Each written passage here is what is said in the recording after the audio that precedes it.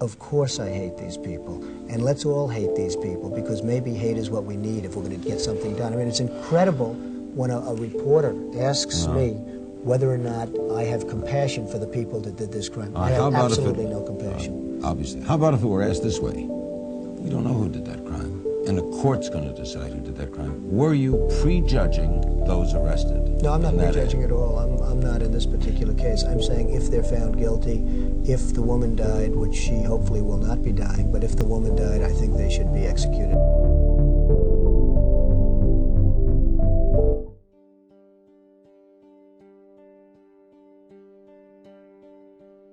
On a spring night in 1989 in Central Park, New York, a group of 40 or more teenagers were messing around there.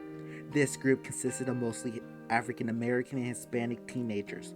Reports say that these teens were causing huge ruckus all over the park, and on the same night, a 28-year-old white woman would be jogging in that same park, and would eventually be found later hurt and unconscious. She was beaten and raped and was in a coma for 2 weeks. This would lead to a widespread investigation and would later be blamed on 4 African American teenagers and 1 Hispanic teenager. These kids were Corey Wise, Kevin Richardson, Raymond Santana, Antron McRae, and Yusuf Salam, known collectively as the Central Park Five. Media is defined as the main means of mass communication, whether that's broadcasting, publishing, or the internet. Throughout many events in history, the media has always been a constant in each, reporting each side of the story, but also at times being biased and choosing the side which, well, in their case, sells more. This causes a ripple effect that affects the outside perception of the case and the jurors and jurors' perception as well. A quote from Psychology Today says, "But as previous research has demonstrated, news stories about recent crimes are typically skewed and one-sided, often assuming that the defendant is already guilty. To make matters worse, these stories frequently include prejudicial information that is rarely allowed during the actual criminal trial. This kind of evidence can include the accused's past criminal history, whether or not that's relevant to the case varies. Sensationalized description of the crime, and inflammatory statements by arresting officers or prosecutors. Add in the often emotional interviews with relatives of the deceased, most of whom openly state their belief that the accused is guilty. And it can seem like virtually everyone with an interest in the case has their minds made up before the jury has even selected. As humans, we side with the pity. It's instinctual, at least for the majority of people, to feel sympathy towards one's loss. This sympathy could also include, in the case of murder and such, believing their side of the story as true, and believing that the other person guilty of the crime is, well, guilty. In the study of 20 cases that happened between 1979 and 2000, where they studied how the media handled capital crime, the study concluded that the tone of 80% of media coverage consisted of the victim being favored over the accused, and gaslighting statements from the accused. Each article including words such as sociopathic killers, walking time bomb, a danger to society, or phrases along the line of even their own family hated them. In the case of the Central Park Five, not only did this alter the view of local residents, but also changed the views of many people around America. The media perceived them as animals, beasts, and psychotic killers. They would at times bring up their race as being a factor, and that it was in their nature to act this way. Trump's influence was astounding back in the 1980s, with him being a prominent figure of that era of time.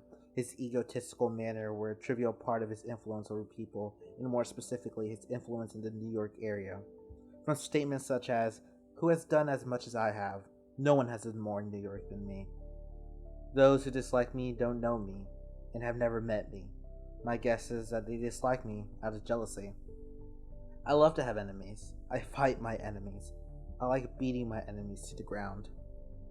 This in turn would lead to him gaining recognition and acquiring more business in these estates, most famous of them being the Trump Tower. A quote from Times Magazine sums it up pretty well. He's continued to evolve through his rise as a reality TV star, and as he's stomped his way into national politics, he's taken a latching onto conspiracy theories and lashing out at others, at least as often as he brags about himself. But as even after the culture had largely moved past making automatic heroes out of Gordon Gekko-like business figures, his 80s style cockiness never faded. The Central Park 5 case had obvious media coverage along with it, but the moment Trump had entered the scene, everything was blown out of proportion. Reason for the big outcry by Trump is said to be because it happened near his office on Fifth Avenue, which had an amazing view of the park.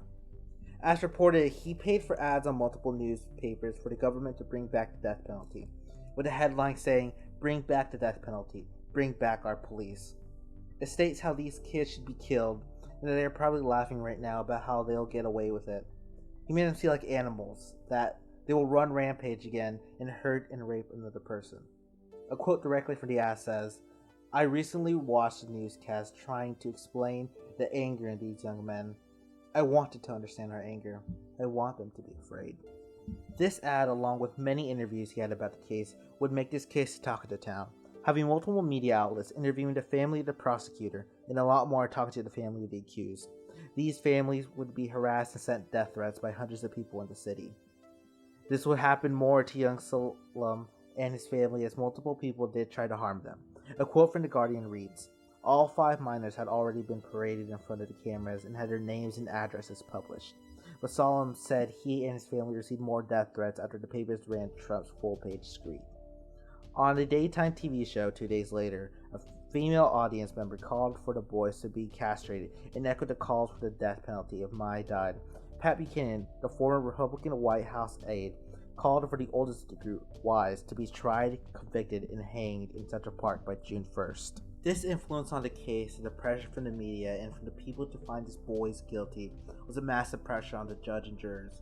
This would also affect the lead detective of this case as well, having to force each child into making fake statements and accusations of each other. This would lead to each boy being found guilty of the crime.